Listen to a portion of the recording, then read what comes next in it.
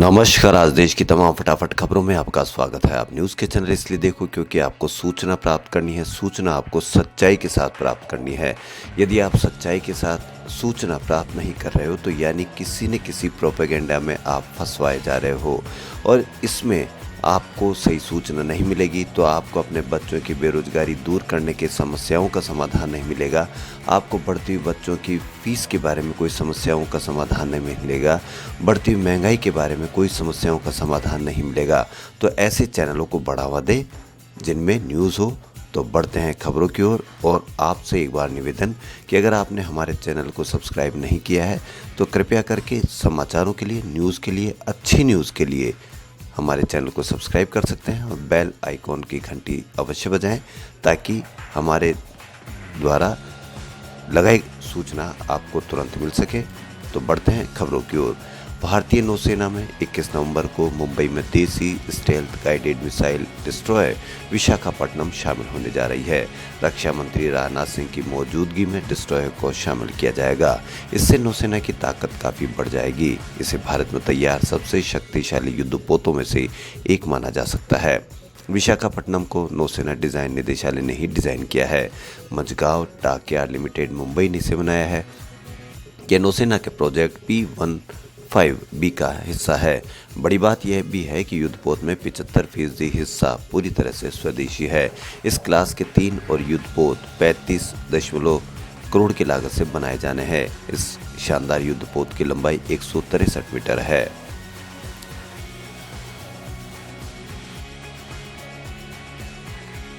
Facebook India के बड़े अधिकारी गुरुवार को दिल्ली विधानसभा की शांति और सद्भाव समिति के सामने पेश होंगे। शांति और सद्भाव समिति के मुताबिक फेसबुक इंडिया को जारी किए गए समन पर फेसबुक इंडिया के public policy director Shivnath Thukral और लीगल डायरेक्टर जीवी आनंद भूषण 18 नवंबर को समिति के समक्ष पेश होंगे। आम आदमी पार्टी के विधायक राघव चड्ढा के नेतृत्व वाली दिल्ली विधानसभा की शांति और सद्भाव समिति उत्तर पूर्वी दिल्ली दंगों में सोशल मीडिया के रोल की जांच कर रही है और फेसबुक को उसका पक्ष रखने के लिए तलब किया गया था। यह मामला पिछले साल शुरू हुआ था, लेकिन जब फेसबुक इंडिया को उसका पक्ष रखने के लिए बुलाया गया तो फेसबुक इंडिया ने सुप्रीम कोर्ट का रुख किया और दिल्ली विधानसभा के अधिकार क्षेत्र पर सवाल खड़े किए।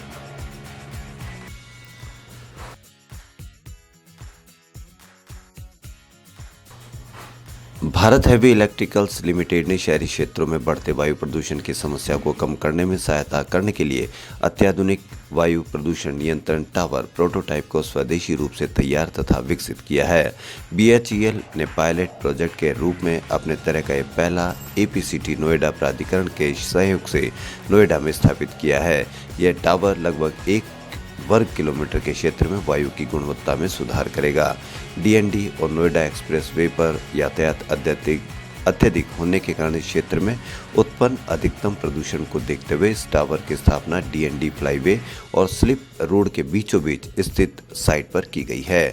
केंद्रीय भारी उद्योग मंत्री डॉक्टर महेंद्र नाथ पांडे द्वारा बुधवार को नोएडा में इस APCT का उद्घाटन केंद्रीय विद्युत और भारी उद्योग राज्य मंत्री कृष्ण पाल गुर्जर की उपस्थिति में किया जाएगा।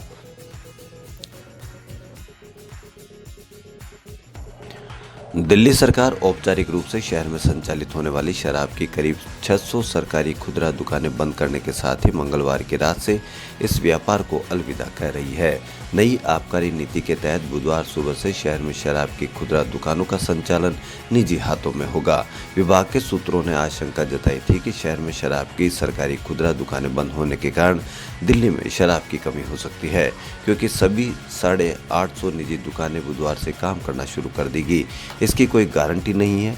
उन्होंने बताया कि अभी 32 जोन के आवेदकों को लाइसेंस दिया जा चुका है, लेकिन नई आबकारी नीति के तहत पहले दिन से करीब 300 से 350 दुकानों के काम करने की संभावना। नई व्यवस्था के तहत शहर में 850 शानदार शराब के ठेके होंगे, जहां लोग जाकर अपनी पसंद का ब्रांड चुन सकेंगे, जैसे वे शॉपिंग मॉल में करते आए हैं। नए लाइसेंस धारक बुधवार से शहर में शराब की खुदरा बिक्री भी शुरू कर देंगे। नागरिक उड्डयन मंत्रालय ने मंगलवार को बताया कि उसने एयरलाइनों की सभी घरेलू उड़ानों में भोजन परोसने की अनुमति दे दी है। कोविड-19 महामारी की वजह से 15 अप्रैल से एयरलाइनों को 2 घंटे से कम अवधि वाली उड़ानों में भोजन परोसने की अनुमति नहीं थी। मंत्रालय ने मंगलवार को एक आदेश में कहा कि घरेलू क्षेत्रों में यात्रा सेवा मुहैया कराने वाली एयरलाइन सफर के दौरान भोजन परोस सकती है। इसके लिए अवधि सीमा का प्रतिबंध नहीं है। आदेश में यह भी कहा गया है कि मंत्रालय ने घरेलू उड़ानों में यात्रियों के लिए पत्रिका और पठन सामग्री को फिर से मुहैया कराने की अनुमति दे दी है।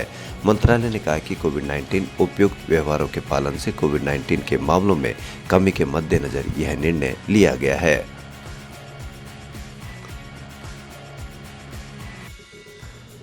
राजस्थान सरकार ने मंगलवार आधी रात से पेट्रोल डीजल की दरों में कमी कर दी है। मंगलवार को गहलोत मंत्री परिषद की बैठक में पेट्रोल में 4 रुपये और डीजल में 5 रुपये प्रति लीटर की कमी का फैसला लिया गया। नई दरें रात 12 बजे से लागू हो गई। मंत्री परिषद की बैठक के बाद सीएम अशोक गहलोत ने ट्वीट कर पेट्रोल डीजल पर वेट कम करने के फैसले की जानकारी दी। कैबिनेट की बैठक से पहले राजस्थान पेट्रोल डीलर्स एसोसिएशन ने सरकार को वेट की दरें कम करने के संबंध में पत्र सौंपा था। इसमें कहा गया था कि सरकार वेट कम करके राज्यों को मिलने वाले राजस्व को बढ़ा सकती है। दिवाली से एक दिन पहले केंद्र सरकार की ओर से एक्साइज ड्यूटी में कमी करने से राज्य में डीजल पर 12 रुपये और पेट्रोल पर 6 रुपये से ज़्यादा की कमी आ गई थी। इसके बाद से राज्य सरकार पर वेट कम करने का लगातार दबाव बन रहा था।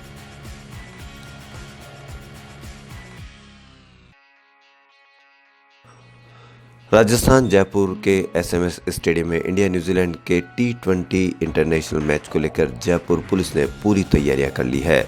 सिक्योरिटी से लेकर ट्रैफिक तक का पूरा प्लान बनकर तैयार हो चुका है। मैच को देखते हुए शहर में 6 जगह से रूट डाइवर्ट किया गया है। डीसीपी ट्रैफिक श्वेता धनखड़ ने बताया कि मैच 17 नवंबर यानी आज शाम 7:30 बजे शुरू होगा।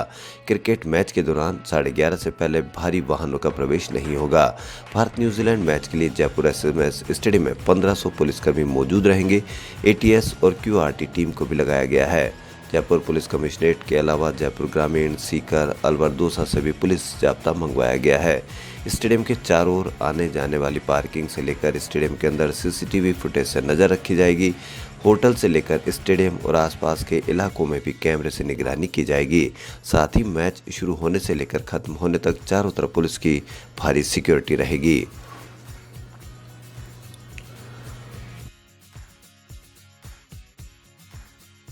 राजकुमार राव और भूमि पेडनेकर की अपकमिंग फिल्म बधाई दो की नई रिलीज डेट सामने आ गई है। इस बात की जानकारी मेकर्स ने सोशल मीडिया पर एक बयान जारी करके दी।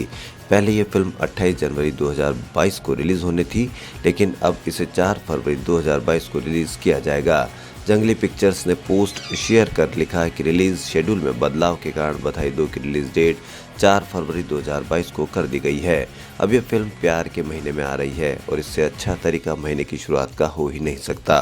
जंगली पिक्चर्स के प्रोडक्शन तले और हर्षवर्धन कुलकर्णी के डायरेक्शन में बन रही इस फिल्म में राजकुमार और भूमि के अलावा सीमा पहवा, शिवा चड्ढा, लवलीन मिश्रा, नितेश पांडे, शशि भूषण जैसे कलाकार भी प्रमुख भूमिकाओं में नजर आने वाले हैं। फिल्म में राजकुमार राव एक महिला पुलिस थाने के पुलिस अधिकारी के किरदार में, जबकि भूमि पेडनेकर एक स्कूल की पीटी टीचर की भूमिका में नजर आएगी। खबरों फिलहाल इतना ही। यदि आपको हमारा चैनल पसंद आए तो लाइक, सब्सक्राइब और शेयर अवश्य करें। धन्यवाद।